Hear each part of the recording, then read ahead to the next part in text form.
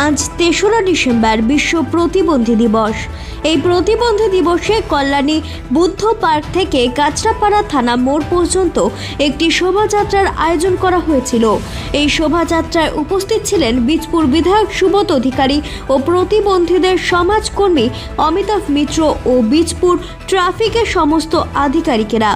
এই শোভাযাত্রায় নানান জেলা থেকে অনেক প্রতিবন্ধীরা অংশগ্রহণ করেন।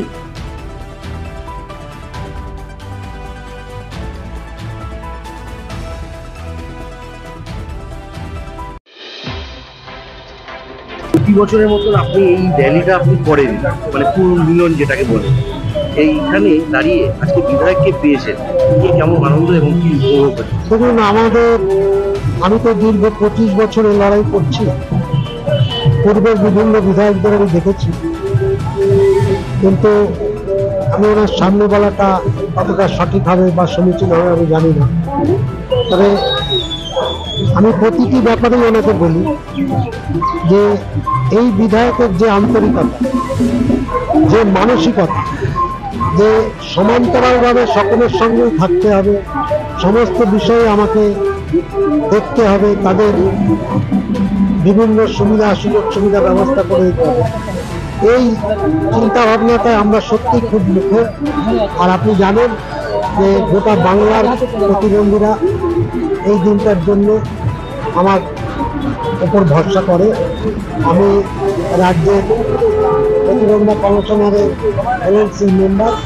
আমি এই র্যালি শেষ করে আমি আবার চলে যাবো কলকাতায়।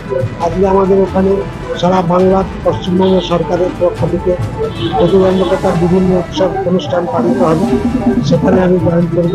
এটা আমাদের নৈতিক দায়িত্ব, নৈতিক কর্তব্য যে প্রতিবন্ধী হয়েও সমাজকে আমরা সমানভাবে সকলের সাথে এগিয়ে নিয়ে যাব। এটাই আমাদের উদ্দেশ্য, এটাই আমাদের দায়িত্ব। প্রতিবন্ধী দিবস, ৩রা ডিসেম্বর প্রতিবন্ধী দিবস। আর আজকে যে র্যালি বেরিয়েছে সারা জেলা জুড়ে, প্রত্যেক যারা মহামিলন পদযাত্রা, তার মেন উদ্যোক্তা কর্মকর্তা অমিতাভ মিত্র সকল সদস্যকে আমি অভিনন্দন শুভেচ্ছা জানাই। বিশেষ মেডিকেলের বা প্রতিবন্ধিতা কাটিয়ে তারা মানুষের জীবনে 365 দিন 24 ঘন্টা তারা মানুষকে সেবা করে। মানে যারা প্রতিবন্ধী ভাই বোনেরা রয়েছে তারা সকলেই ইমপ্রেশন পাবেন কি তাদের এই অবস্থার উপর দিয়েও সামাজিকভাবে বেঁচে থাকার যে লড়াই, সব মানুষকে একসঙ্গে মিলিত করে লড়াই, সেই লড়াই এই র্যালিতে প্রমাণ করে দেবে তারা আগামী দিনে যে এই সমাজকে তৈরি করার জন্য তাদের যে বিশেষ ভূমিকা থাকে বা তারা মানুষের পাশে সেবা করতে পারে তার প্রমাণ করতে আমি সকলকে অভিনন্দন শুভেচ্ছা জানাই। তারা আগামী দিনে এইভাবে করে মানুষকে পাশে দাঁড়াবে। আর যারা প্রতিবন্ধী রয়েছেন বা তাদের প্রতিবন্ধতা হওয়ার সত্ত্বেও তারা আগামী দিনে বাঁচার যে লড়াই সেটা মার্গদর্শন দেখায়। আমরা একটা জিনিস দেখি যে বিধায়ককে সব কিছুর ব্যাপারেই আমরা পাই, কতটা খুশি না আমাদের। আপনি জানেন মাননীয় মুখ্যমন্ত্রী মমতা বন্দ্যোপাধ্যায় সবসময় বলেন, তিনি নিজেও করেন, 365 ঘন্টা মানুষের সেবা করেন। যারা জনপ্রতিনিধি রয়েছেন তাদের সবসময় তিনি নির্দেশ দেন যে কোনো অবস্থায় যে কোনো পরিস্থিতিতে সবসময় মানুষের পাশে দাঁড়ান। তার আদর্শকে সামনে রেখে আমরা সবসময় চেষ্টা করি আর কি প্রত্যেক শ্রেণীর মানুষের কাছে পৌঁছে যেতে তার কাছে।